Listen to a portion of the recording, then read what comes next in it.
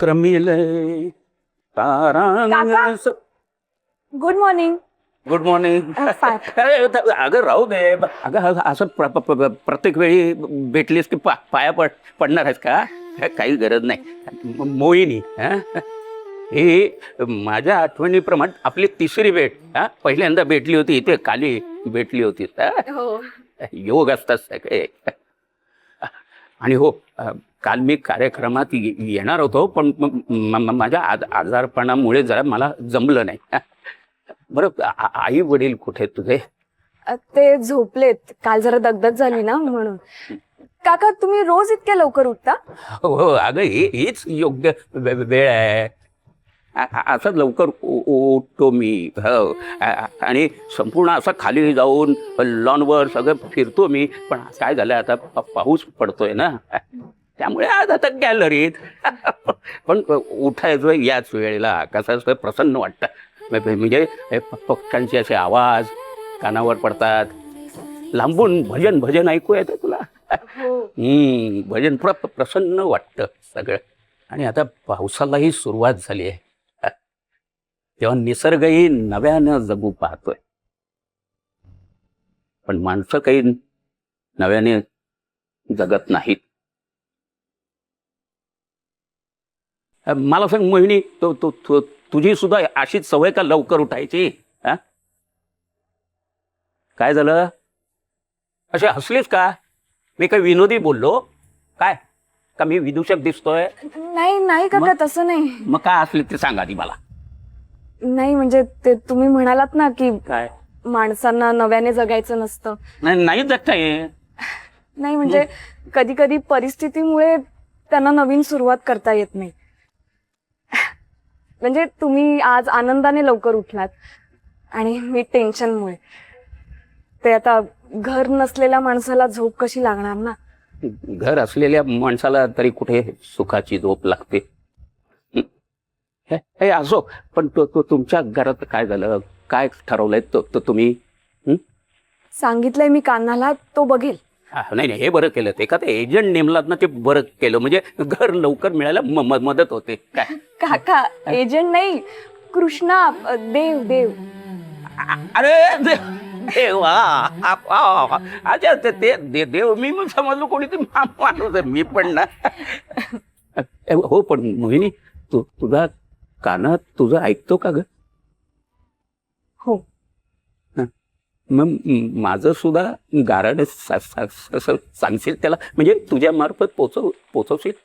हो सांगेन ना, नक्की सांगेन. काका तुम्ही चहा पिणार? मी मस्त चहा बनवते. आलेच, मी बनवते तुमच्यासाठी. मोहिनी थांब, तू कुठे चालली बनवायला? खरं म्हणजे हा प्रश्न मी तुला विचारायला पाहिजे होता.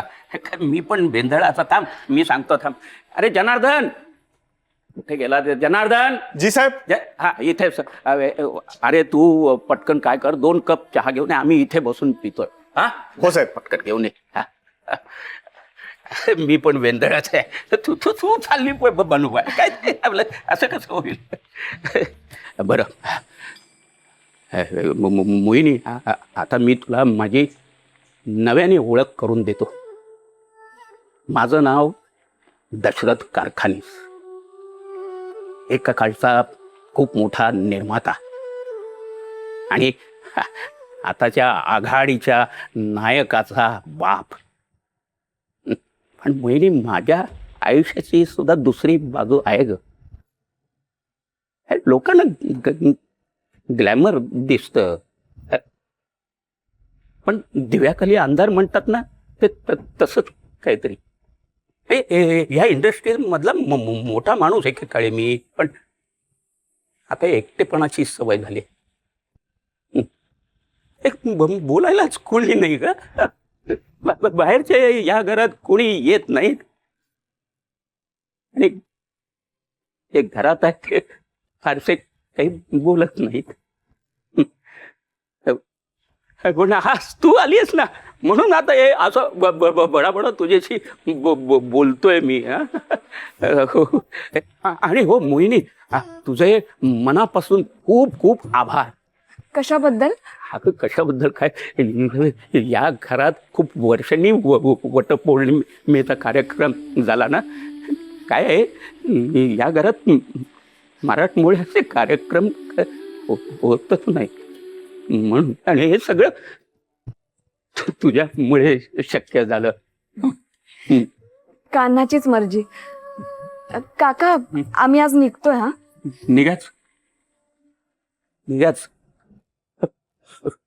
खरं तुला वाईट वाटेल मी असं काय बोलतोय म्हणून, पण तुम्ही निघाच. काय आहे, या घराच्या भिंती कधी कुंपण होऊन जातील ना, कळणार सुद्धा नाही. हे घर नाही तुझ्यासाठी चांगलं. तुम्ही निघा, आजच्या आजच शक्यतो निघा. तुझ्यासाठी चांगलं नाही आहे हे घर. Good morning. Good morning. तुम्ही इथे काय करताय? हो, पाऊस पडतोय, हवा बदलते, तुम्हाला त्रास होईल. जा तुम्ही आतमध्ये. पावसा विना मरण्यापेक्षा पावसात भिजून मेलेलं बरं. असं तू आज एवढी सगळी तयारी करून कुठे निघाली लवकर? जरा बाहेर जाऊन येते. महत्वाचं काम असेल नाही? हो. मोहिनी, ह्यांना जरा आत घेऊन जा, लवकर घेऊन जा. आणि हट्टीपणा करतील, तुझं ऐकणार नाही, पण त्यांचं बोलणं मनावर घेऊ नकोस. त्यांना लगेच आत घेऊन जा. आराम करा आतमध्ये जाऊन.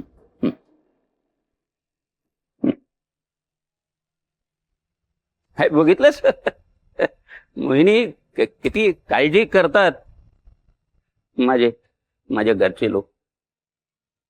हो, पण तुम्ही निघा, शक्यतो लवकरात लवकर इथून निघून जा. उगीच तिथे थांबलात तर काही अनर्थ घडायला नको. हे घर तुझ्यासाठी नाही, चांगलं नाहीये. निघून जा, नका थांब इथे.